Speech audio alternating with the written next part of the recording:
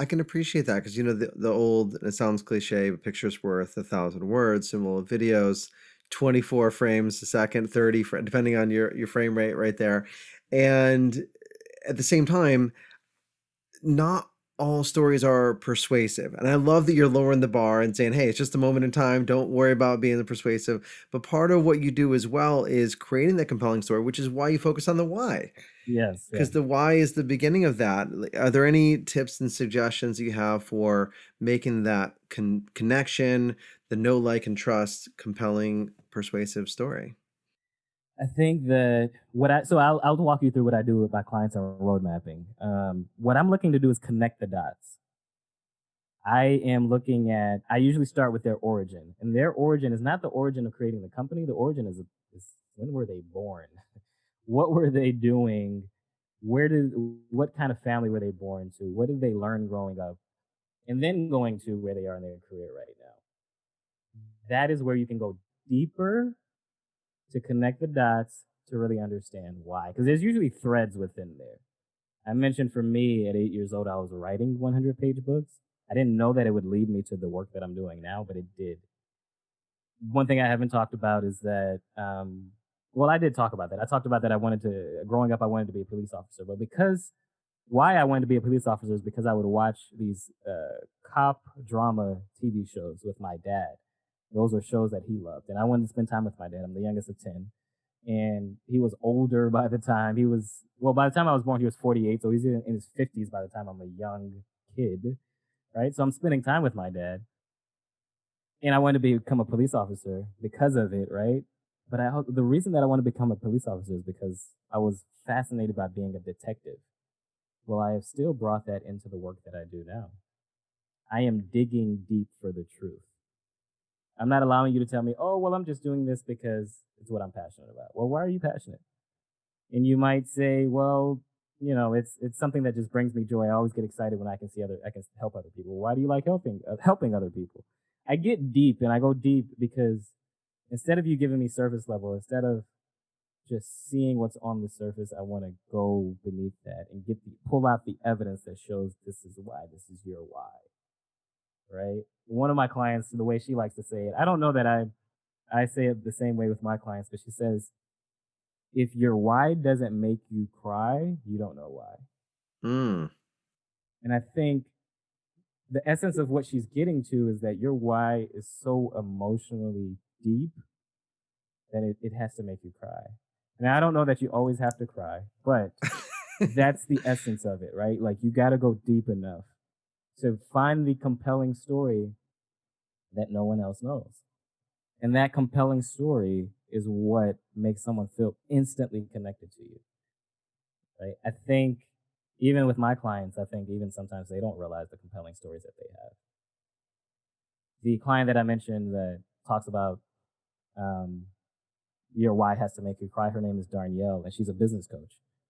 And one of the stories that we've created for her is the story about her journey through motherhood, where she's 44 years old now and she still hasn't been able to bear a child. And she's gone through a miscarriage, she's gone through a bad round of IVF, but she's telling the story. She's showing someone what she's doing in her own life to get through this moment. As a business coach, that makes me more connected to her than just her telling me she can help me get my business in order, or she can help me make more money, or she can help me figure out systems and all of that. Like, it's about who she is as a human being. I'd encourage the people that are listening is to watch that story, because I don't want to give it away what she does, but what she does towards the end of that story is inspiring.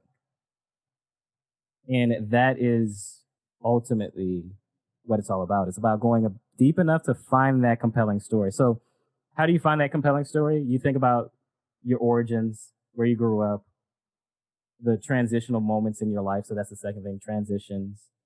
Um, and then you just think about those very specific moments that maybe it just changed your mind about everything. My father unfortunately passed away in 2014. And um, for me, as the youngest of 10 children, I was asked to give his eulogy. That moment changed everything for me. because it helped me understand my purpose. And I realized my purpose is not in telling, it's in telling stories. Sorry. It's not in holding a video camera. It's in telling stories. It's in leadership. My family saw something in me that almost I didn't even see in myself. The fact that they trusted me to lead them through this moment. The youngest of 10 children, right? It's those specific moments that completely changes everything. The only reason I'm on a podcast with you today is because of that moment. What shifted for you? What shifted was that I never saw myself in a leadership position because I was always at the lowest level, right? I think the other thing is that I always ran away from leadership because I only saw leadership as the president or pastor of a church or CEO of a major corporation. But when I looked up, so when my father died and my family asked me to do this, and I went on this journey of leadership and just really trying to understand it, I looked up the word lead, Lead. And to lead just simply means to guide a group of people. It doesn't mean you're at the front, right? It just means you're guiding them through whatever it is, whether it's through a corporation, whether it's through hard times, whatever it is. And I think that was a light bulb for me because then I started to connect the dots that anytime my friends were in trouble or anytime they needed advice, they would come to me and say, "Hey, what should I do here?" And I was like, all this time I've been leading people. All this time I've been sharing stories and sharing my wisdom at that age of what they should do. And then here's my family asking me, because it was hard for me to, of course, I lost my father. As a man, I lost my father. And it was hard for me, but here's my family asking me to lead them through this journey and trusting me to lead them through this journey, right? Yeah. That is what shifted and made me realize, even with my clients are looking to me to help them shape their story in road mapping. They're looking to me to say, okay, is this a good story? Is this something I could really share with others? Is it going to create more impact? And when I can do that for my clients, I can lead them through their stories. Now I'm creating a greater impact in other people that I will never meet, right? Because I've helped my client do that. I've led my client who's a leader. I've led them to lead others. And I never thought about it in that way until that moment when my father passed away. Yeah, because he was always in my opinion, I said this in his eulogy, he was always the quiet rock of his family. He wasn't loud spoken, but when he spoke, it mattered. And he was everyone centered around him. He wasn't the oldest and he wasn't the youngest either, but everyone centered around him. And he was the quiet rock, not only of our immediate family, like his children, but his siblings, right? And I think that's when I began to realize, and I often say, it sounds crazy to say this, but I often say my father had to pass away in order for me to understand my own purpose. Because that moment of asking him to do of asking me to do the eulogy would have never happened without that. And then that moment of me going to figure out, what is leadership? What does it mean to lead? What is it? How does this look like? Why am I being asked to give a eulogy?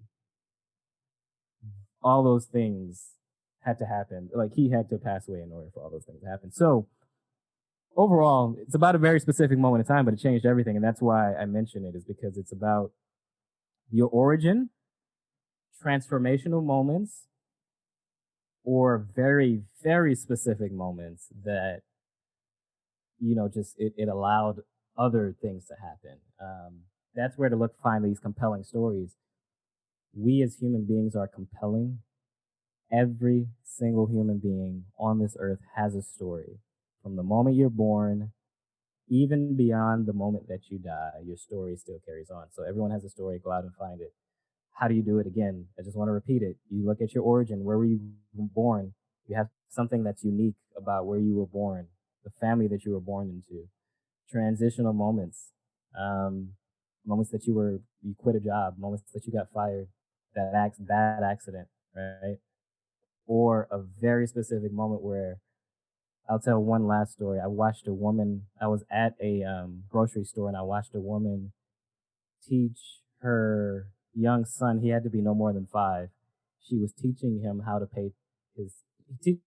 to pay taxes based off of what he purchased at the store. So she was teaching him math. with real money while in the grocery line. For me, as a person who has not become a parent yet, that inspires me to teach my children the same way Awesome. because of that very specific moment, right? It's not a big transitional moment because I didn't have any kids. I still don't have any kids yet, but there's this very specific moment that's changed the way that I think.